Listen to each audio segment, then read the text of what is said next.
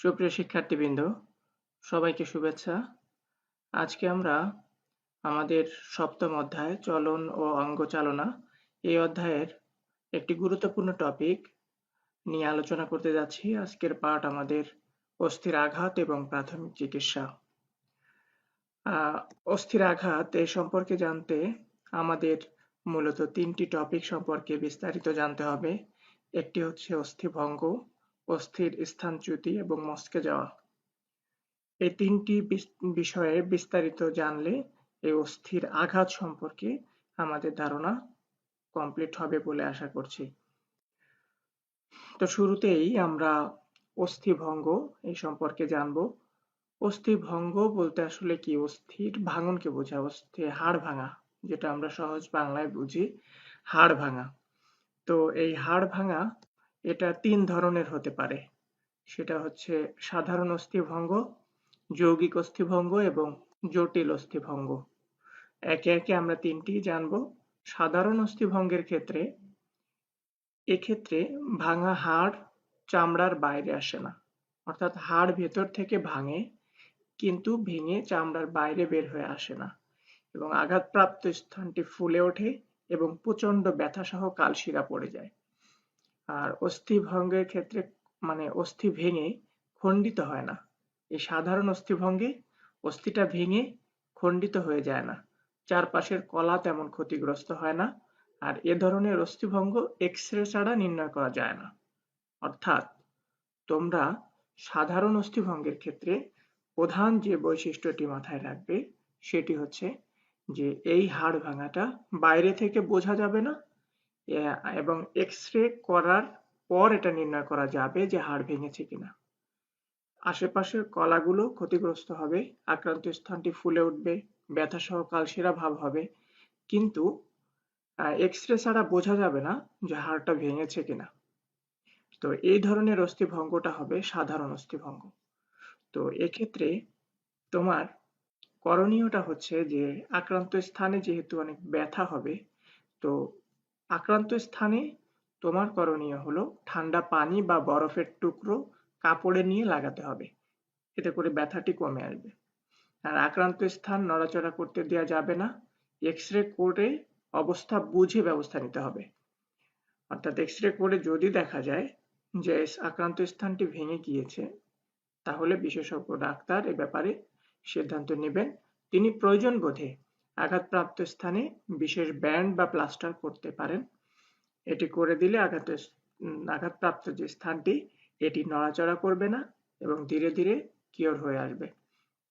তাহলে আমাদের প্রাথমিক চিকিৎসা হিসাবে করণীয় হচ্ছে যে আক্রান্ত স্থানে ঠান্ডা পানি বা বরফের টুকরো কাপড়ে নিয়ে লাগাতে হবে। আক্রান্ত স্থানকে কোনোভাবে নড়াচড়া করতে দেওয়া যাবে না। অনেকে এ ধরনের অস্থিভঙ্গের ক্ষেত্রে জায়গাটি ম্যাসেজ করতে শুরু করে।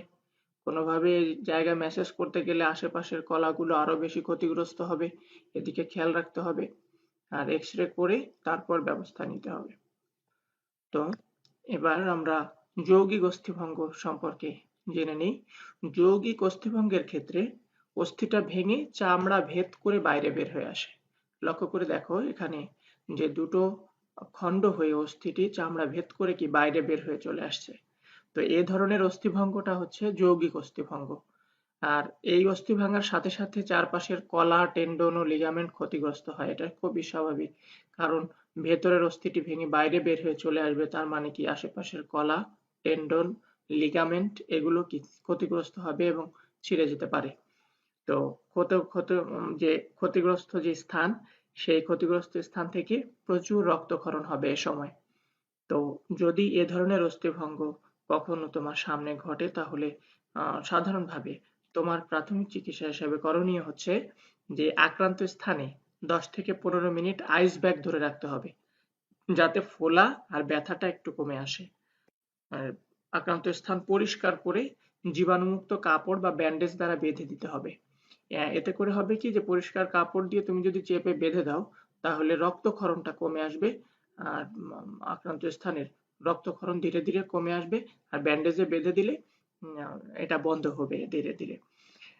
এরপর প্রয়োজন বোধে তুমি কাঠি বা বাঁশ দিয়ে, যদি তুমি কিছু না পাও, গায়ের কাপড় দিয়ে ওখানে বেঁধে চারদিক দিয়ে শক্ত করে বেঁধে দিতে হবে। তাহলে জায়গাটি অনড় হবে। নড়াচড়া যত বেশি লাগবে আশেপাশের কলাগুলো আরো বেশি ক্ষতিগ্রস্ত হবে। তাহলে তোমার করণীয় হচ্ছে জায়গাটি যেন বেশি নড়াচড়া না লাগে, সেজন্য কাঠের বাঁশ বা কাঠি দিয়ে এটাকে শক্ত করে বেঁধে দিতে হবে। আর যত দ্রুত সম্ভব তুমি ডাক্তারের কাছে নিয়ে যেতে হবে। যৌগিক অস্থিভঙ্গ সম্পর্কে জানলাম। তাহলে প্রাথমিকভাবে আমরা জেনেছিলাম যে সাধারণ অস্থিভঙ্গ হচ্ছে যে বাইরে থেকে বোঝা যায় না যে হাড়টা ভেঙেছে কিনা, কিন্তু যৌগিক অস্থিভঙ্গের ক্ষেত্রে হাড়টা দ্বিখণ্ডিত হয়ে বাইরে চামড়া ভেদ করে বের হয়ে চলে আসে। এবার আমরা আরেকটি অস্থিভঙ্গ সম্পর্কে জানবো, সেটি হচ্ছে জটিল অস্থিভঙ্গ। জটিল অস্থিভঙ্গটি হচ্ছে যে হাড় ভেঙে খন্ড খন্ড হয়ে যায়। অনেক সময় হাত পায়ের উপর দিয়ে যদি গাড়ির চাকা উঠে যায় তাহলে কি হবে, যে ওই স্থানটার হাড়টা ভেঙে খন্ড খন্ড হয়ে যাবে। এই যে যদি হাড়টা ভেঙে অসমান টুকরোতে পরিণত হয় তাহলে এই অস্থিভঙ্গকে বলা হবে জটিল অস্থিভঙ্গ। তো এক্ষেত্রে দেখা যায় যে চারপাশের পেশি দারুণভাবে ক্ষতিগ্রস্ত হয় এবং ক্ষতের সৃষ্টি করে। তো যদি কখনো এই জটিল অস্থিভঙ্গ তোমার সামনে ঘটে তাহলে করণীয় হচ্ছে যে এক্ষেত্রে যে ব্যক্তি এই জটিল অস্থিভঙ্গের শিকার হবে সে মারাত্মকভাবে আহত হবে, এটা স্বাভাবিক। তো আঘাতপ্রাপ্ত স্থান পরিষ্কার করে ব্যান্ডেজ দিয়ে প্রাথমিকভাবে বেঁধে দিতে হবে এবং রোগীকে খুব সাবধানতার সাথে নাড়াচাড়া করাতে হবে, কারণ যেহেতু তার হাড়গুলো টুকরো টুকরো হয়ে যায়, খন্ড খন্ড হয়ে যায়, আশেপাশের কলা, লিগামেন্ট, টেন্ডন এগুলো ছিঁড়ে যেতে পারে, ক্ষতিগ্রস্ত হতে পারে। তো যত বেশি নড়াচড়া লাগবে এগুলো আরো বেশি ক্ষতিগ্রস্ত হবে। তাই তাকে সম্ভব হলে উঠিয়ে কোনো একটা স্ট্রেচারে ভর দিয়ে তাকে দ্রুত ডাক্তারের কাছে নিয়ে যেতে হবে। তো তোমার করণীয় এটুকুই, আক্রান্ত স্থান পরিষ্কার করো, রোগীকে সাবধানের সাথে উঠায় ডাক্তারের কাছে নিয়ে যাওয়া, পরবর্তী চিকিৎসাটা বিশেষজ্ঞ ডাক্তারই দিবে। ৩ ধরনের যে অস্থি ভঙ্গ আমরা দেখলাম, তাহলে আরেকবার আমি একবারে বলে দিই যে সাধারণ অস্থিভঙ্গ বাইরে থেকে বোঝা যায় না, ভেতরে ভাঙা থাকে, এক্স-রে করলে বোঝা যায়। আর যৌগিক অস্থিভঙ্গ, অস্থি দুটি দ্বিখণ্ডিত হয়ে চামড়া ভেদ করে বাইরে বের হয়ে আসে। আর যে যৌগিক অস্থিভঙ্গ এটি, আর যেটি জটিল অস্থিভঙ্গ সেটি হচ্ছে যে অস্থিটি খন্ড খন্ড হয়ে যায়, অর্থাৎ কয়েক টুকরায় পরিণত হয়ে যায়। এটি হচ্ছে জটিল অস্থিভঙ্গ। তো তোমরা ৩ ধরনের অস্থিভঙ্গের করণীয় সম্পর্কে একটু জানবে, আর অস্থিভঙ্গের ৩ ধরনের অস্থিভঙ্গের সংখ্যাটা ভালোভাবে দেখে রাখবে। তো এবার আমরা অস্থি সন্ধিতে আঘাত আর প্রাথমিক চিকিৎসা নিয়ে একটু জানি। অস্থি সন্ধিতে আঘাতের ফলে দুটি ঘটনা ঘটতে পারে। একটি হচ্ছে যে অস্থি সন্ধি থেকে অস্থিটির স্থানচ্যুতি হতে পারে। আর একটি হচ্ছে মচকে যেতে পারে, ওই জায়গাটা লিগামেন্ট ছিঁড়ে যেতে পারে বা টান খেয়ে আঘাত প্রাপ্ত হতে পারে। এই অবস্থাটাকে বলা হয় মচকে যাওয়া। তাহলে অস্থিসন্ধির আঘাত আমরা দুটি বিষয় জানবো এখানে, একটি হচ্ছে অস্থির স্থানচ্যুতি আর একটি হচ্ছে মচকে যাওয়া। তো প্রথমেই আমরা স্থানচ্যুতিটা দেখে নিই, যে সরাসরি কোনো আঘাত, দুর্ঘটনা বা খেলার সময় পড়ে গিয়ে অস্থিসন্ধির আবরণ ও লিগামেন্ট আঘাতপ্রাপ্ত হলে সন্ধি স্থানচ্যুত হয়, অর্থাৎ অস্থিসন্ধিতে অস্থিগুলো যে দৃঢ়ভাবে আবদ্ধ ছিল এটি জায়গা থেকে সরে যায়। তো এই অবস্থাটাকে বলা হয় স্থানচ্যুতি। তো যদি স্থানচ্যুতি হয় সেক্ষেত্রে আমরা বেশি লক্ষ্য করি যে আঙ্গুলের অর্থাৎ হাত পায়ের আঙ্গুলের সন্ধি, শ্রোণীচক্রের সন্ধি, কনুইয়ের সন্ধি, কাঁধের সন্ধি, এই জায়গাগুলো স্থানচ্যুতির ঘটনা সবচেয়ে বেশি ঘটে। তবে কাঁধের সন্ধি গঠনগতভাবে কম দৃঢ়, অর্থাৎ কাঁধে অনেক সময় ক্রিকেট ম্যাচে বোলাররা হাত ঘুরিয়ে বল করে, তখন তোমরা দেখবে যে কাঁধের সন্ধিটা তুলনামূলকভাবে একটু কম দৃঢ় থাকায় অন্যান্য অস্থির চেয়ে বেশি সঞ্চালিত হয় এরা, অল্প আঘাতেই কাঁধের সন্ধির স্থানচ্যুতি ঘটে। অর্থাৎ যদি কখনো এ ধরনের প্রশ্ন তুমি পাও যে কোন অস্থিটির স্থানচ্যুতি সবচেয়ে বেশি ঘটে, তাহলে সেটি হবে কাঁধের অস্থিসন্ধি। এই কাঁধের অস্থিসন্ধিতে সবচেয়ে বেশি স্থানচ্যুতির ঘটনা ঘটে। তো যদি অস্থিচ্যুতি হয় কখনো, তাহলে দেখা যাবে যে অস্থিসন্ধির যে স্থান, এই স্থানে তীব্র ব্যথা হয়। এই অস্থিসন্ধিতে তুমি যে অস্থির জোড়া, এটা নড়াচড়া করতে পারবে না। তো অস্থিসন্ধির স্থানচ্যুতির জায়গা ফুলে উঠবে এ সময়, এবং ওই স্থানের রক্তনালী ও স্নায়ু ক্ষতিগ্রস্ত হবে। তো যেহেতু রক্তনালী এবং স্নায়ু ক্ষতিগ্রস্ত হয়, জায়গাটি কি কালশিরা ভাব দেখা যায়, ফুলে ওঠে, ব্যথা হয়। তো এই অবস্থায় আমরা অনেক সময় যে কাজটি করে থাকি, যেহেতু অস্থিটি তার নিজস্ব অবস্থান থেকে সরে যায়, আমরা অনেকে বেখেয়ালিভাবে টান দিয়ে অস্থিটিকে জায়গায় বসানোর চেষ্টা করি। তো সাধারণ বা প্রাথমিক চিকিৎসা হিসাবে এই কাজটি কখনো করা যাবে না, অর্থাৎ টান দিয়ে অস্থিটিকে পূর্বের জায়গায় ফিরিয়ে আনা এই কাজটি তোমরা করবে না, এটি বিশেষজ্ঞ চিকিৎসক করবেন, অর্থোপেডিক সার্জন করতে পারেন। তো এই কাজটি তোমরা করবে না। তোমাদের ক্ষেত্রে করণীয় হচ্ছে যে প্রাথমিক চিকিৎসা হিসাবে আইস ব্যাগ বা বরফের টুকরা প্লাস্টিকের ব্যাগে নিয়ে লাগালে ব্যথা কমে আসবে, অর্থাৎ জায়গাটি যেহেতু অনেক ব্যথা হবে, ফুলে উঠবে, তো আইস ব্যাগ বা বরফের টুকরা দিয়ে জায়গাটি লাগাবে, তাহলে ব্যথা কমে আসবে। আর ব্যথা ও টিস্যু ইনজুরি কমানোর জন্য এই যে সন্ধির জোড়া, এটা নড়াচড়া একদম বন্ধ রাখতে হবে। সেজন্য তুমি সিলিং বা স্প্লিন্ট ব্যবহার করতে পারো। এটি হচ্ছে দৃঢ়ভাবে ওখানে বেঁধে দিতে হবে, যাতে করে জায়গাটি নড়াচড়া না করে। এরপর তুমি ডাক্তারের কাছে নিয়ে যেতে পারো, সেখানে দ্রুত ডাক্তারের কাছে নিয়ে গেলে ডাক্তার প্রয়োজনীয় ব্যবস্থা নেবে।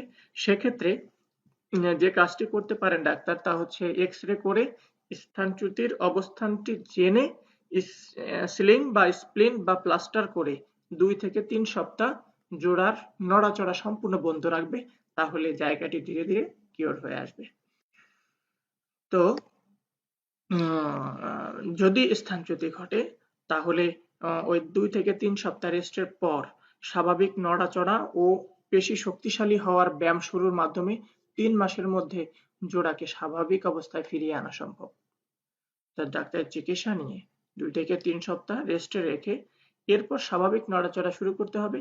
আর পেশিটাকে শক্তিশালী করার জন্য কিছু ব্যায়াম, ডাক্তারের নির্দেশনা অনুযায়ী ব্যায়াম শুরুর মাধ্যমে 3 মাসের মধ্যে ওই স্থান, অর্থাৎ সন্ধির যে জোড়া, এটি স্বাভাবিক অবস্থায় ফিরিয়ে আনা সম্ভব হবে। এবার আমরা দেখব মচকে যাওয়ার বিষয়টি। মচকে যাওয়া এটি আমাদের খুব পরিচিত একটা সমস্যা, যে অনেক সময় আমাদের অস্থিসন্ধিতে অস্থিগুলো লিগামেন্টের দ্বারা পরস্পর দৃঢ়ভাবে আবদ্ধ থাকে। আমি আবার বলছি, অস্থিসন্ধিতে অস্থিগুলো লিগামেন্টের দ্বারা পরস্পর দৃঢ়ভাবে আবদ্ধ থাকে। তো যদি কোনো কারণে লিগামেন্ট টান পড়ে বা ছিঁড়ে যায়, তখন এই অবস্থাটাকে বলা হয় মচকানো, অর্থাৎ লিগামেন্ট টান খেয়ে আঘাতপ্রাপ্ত হতে পারে, এটিও মচকে যাওয়া, আবার লিগামেন্ট ছিঁড়েও যেতে পারে। তো এই ঘটনার সময় ঘটলে দেখা যায় যে পাটা যেহেতু পুরো শরীরের ওজন বহন করে, তাই পায়ের অ্যাঙ্কেলের এ ধরনের সমস্যা সবচেয়ে বেশি হয়, অর্থাৎ অ্যাঙ্কেল ইনজুরিতে মানুষ সবচেয়ে বেশি পড়ে। তো যদি কখনো মচকে যাওয়ার ঘটনা তোমার সামনে ঘটে, তাহলে প্রাথমিক চিকিৎসা হিসাবে যে কাজটি তুমি করতে পারো তা হচ্ছে রাইস ফর্মুলা ব্যবহার করতে পারো। রাইস ফর্মুলা কিরকম? এখানে যে 4টি শব্দ রাইস, RICE, এখানে আর এর মিনিংটা হচ্ছে রেস্ট বা বিশ্রাম, অর্থাৎ যে জায়গাটি আঘাতপ্রাপ্ত হবে সে জায়গাটিকে বিশ্রাম দিতে হবে। এরপরে হচ্ছে আইতে আইস, অর্থাৎ বরফ প্রয়োগ করতে হবে। সি হচ্ছে কম্প্রেশন, কম্প্রেশন হচ্ছে দৃঢ়ভাবে ওই জায়গাটাকে আবদ্ধ করে দিতে হবে, যেন নড়াচড়ায় ক্ষতিগ্রস্ত না হয়, পুনরায় লিগামেন্টগুলো ক্ষতিগ্রস্ত না হয়। এবং এলিভেশন, অর্থাৎ আঘাতপ্রাপ্ত স্থান আরামদায়কভাবে একটু উঁচুতে স্থাপন করে দিতে হবে, অর্থাৎ যে অবস্থানে তার আঘাতপ্রাপ্ত স্থানটি রেখে সে আরাম বোধ করে সেই অবস্থানে রেখে দেওয়া। আসো আমরা এই 4টি বিষয় সম্পর্কে একটু বিস্তারিত জেনে নিই। যে প্রথমত বিশ্রাম। বিশ্রামের বিষয় হলো, যে রোগী মচকে গিয়েছে সেই রোগীকে সুবিধাজনক অবস্থানে বিশ্রাম দিতে হবে। চেষ্টা করতে হবে যেন রোগী বিশ্রাম বা আরামদায়ক অবস্থায় থাকে। নড়াচড়া করলে মচকানো স্থান আরো বেশি ক্ষতিগ্রস্ত হতে পারে এবং লিগামেন্ট আরো বেশি ক্ষতিগ্রস্ত হবে এক্ষেত্রে। তার মানে বিশ্রামটা হচ্ছে প্রথম করণীয়। এরপর আইস, অর্থাৎ বরফ প্রয়োগ করতে হবে। ব্যথা বা ফোলা কমানোর জন্য ব্যথাযুক্ত স্থানে 20 থেকে 30 মিনিট ধরে বরফ লাগাতে হবে। বরফের টুকরো ব্যথা কমাতে সহায়তা করে। ভালো ফল পাওয়ার জন্য বরফটিকে একটি পরিষ্কার কাপড়ে মুড়ে নিতে পারো, তা না হলে অনেক সময় ত্বক পুড়ে যেতে পারে, ক্ষতিগ্রস্ত হতে পারে। তো সরাসরি বরফ লাগানো উচিত নয়, কাপড়ে মুড়িয়ে লাগালে এটি সুবিধা হয়। এরপর হচ্ছে কম্প্রেশন। এই ব্যাপারটি হচ্ছে অস্থিসন্ধিতে কম্প্রেশন যে ব্যান্ডেজ এটি ব্যবহার করতে হবে যাতে আঘাতপ্রাপ্ত স্থান নড়াচড়া না হয়। রক্ত চলাচল যেন স্বাভাবিক থাকে সেদিকে লক্ষ্য রেখে ব্যান্ডেজটি বাঁধতে হবে, দৃঢ়ভাবে বাঁধতে হবে। ব্যান্ডেজ ব্যবহারের ফলে যদি ব্যথা অনুভূত হয় তবে এর উপর জোর প্রয়োগ করা যাবে না, অর্থাৎ রোগীকে আরামদায়কভাবে তার ব্যান্ডেজটি করতে হবে, যেন জোরে সে ব্যথা অনুভূত হয় এমন ভাবে যেন ব্যান্ডেজটি করা না হয়। আর কম্প্রেশন ব্যান্ডেজ সবসময় ব্যবহার করা জরুরি নয়, কিন্তু কালশিরা ভাব দেখা দিলে এটা ব্যবহার করলে ভালো ফল পাওয়া যায়। অনেক সময় মুচকে যাওয়ার পরে জায়গাটিতে দেখবা কালশিরা একটা ভাব দেখা যায়, তো এক্ষেত্রে ব্যান্ডেজটা খুব কার্যকরী। আদারওয়াইজ তোমার যদি ওই ধরনের কোনো লক্ষণ দেখা না যায় তাহলে বিশ্রাম এবং বরফ প্রয়োগ করলে জায়গাটি আস্তে আস্তে ঠিক হয়ে আসবে। এরপর কম্প্রেশনের পর ইতে আইসিং এলিভেশন। এলিভেশনের এটি হচ্ছে আঘাতপ্রাপ্ত স্থান উঁচুতে স্থাপন করতে হবে। এই ব্যাপারটি হচ্ছে যে আঘাতপ্রাপ্ত স্থান দেহ থেকে তুলনামূলকভাবে একটু উঁচুতে রাখতে হবে। 24 থেকে 48 ঘন্টা বিশ্রাম নিতে হবে। তীব্র ব্যথা অনুভূত হচ্ছে এমন রোগীদের ক্ষেত্রে যত দ্রুত সম্ভব ফিজিওথেরাপিস্টের পরামর্শ গ্রহণ করতে হবে। আঘাত যদি ঘাড় কিংবা পিঠে হয় তবে আঘাতের জন্য অ্যাম্বুলেন্স ব্যবহার করা উত্তম। অর্থাৎ ঘাড় এবং পিঠে এই জায়গাটা ঝাঁকি যত এড়ানো যায় ততটা ভালো, এবং দ্রুত অ্যাম্বুলেন্স ব্যবহার করে দ্রুতই নিয়ে যাওয়া ভালো। তো এখানে যখন উঁচুতে স্থাপন করবে তখন কত উঁচুতে স্থাপন করবে এ ব্যাপারে কথা হচ্ছে যে এর নির্ধারিত কোনো নাই যে এতটুকু উঁচুতে রাখতে হবে। এক্ষেত্রে রোগীকে জিজ্ঞেস করতে হবে যে কোন অবস্থানে রাখলে, কতটুকু উঁচুতে রাখলে সে আরাম বোধ করে। সে যে উঁচুতে রাখলে আরাম বোধ করে ততটুকু উঁচুতেই তার আঘাতপ্রাপ্ত স্থানটিকে রাখতে হবে। তো অর্থাৎ আমরা মচকে গেলে রাইস ফর্মুলা ব্যবহার করতে পারি। রাইস ফুল মিনিং কি? আর হচ্ছে রেস্ট, আইতে আইস, সিতে কম্প্রেশন, আর ইতে এলিভেশন। এই চারটি কাজের মাধ্যমে আমরা মচকে যাওয়া ব্যক্তিকে দ্রুত সুস্থ করে তুলতে পারি। যদি হাত মচকে যায় তাহলে কোনোভাবেই হাতকে নড়াচড়া করানো যাবে না। কাপড় বেঁধে দরকার হয় দৃঢ়ভাবে রাখতে হবে যেন হাত নড়াচড়া না করে। আর পা যদি মচকে যায় সেক্ষেত্রে স্ক্র্যাচ ব্যবহার করতে পারো। স্ক্র্যাচ ব্যবহার করলে তাহলে পাকে আঘাতপ্রাপ্ত হওয়া থেকে মুক্ত রাখা যায়।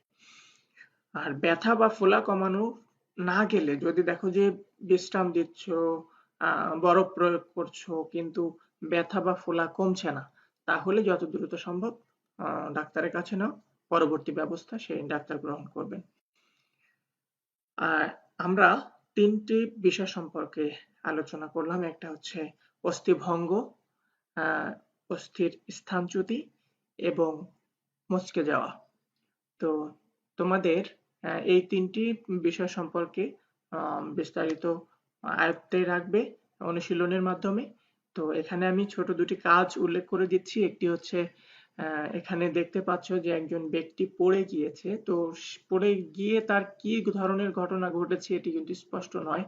তো যদি কেউ এভাবে পড়ে যায় তখন তোমরা বন্ধু হিসেবে যদি আশেপাশে থাকো তাহলে তুমি কিভাবে তাকে সাহায্য করতে পারো এ সম্পর্কে নিজে একটু আয়ত্ত করে অ্যান্সারটা দাও, অ্যান্সারটি নিজে নিজে করার চেষ্টা করো।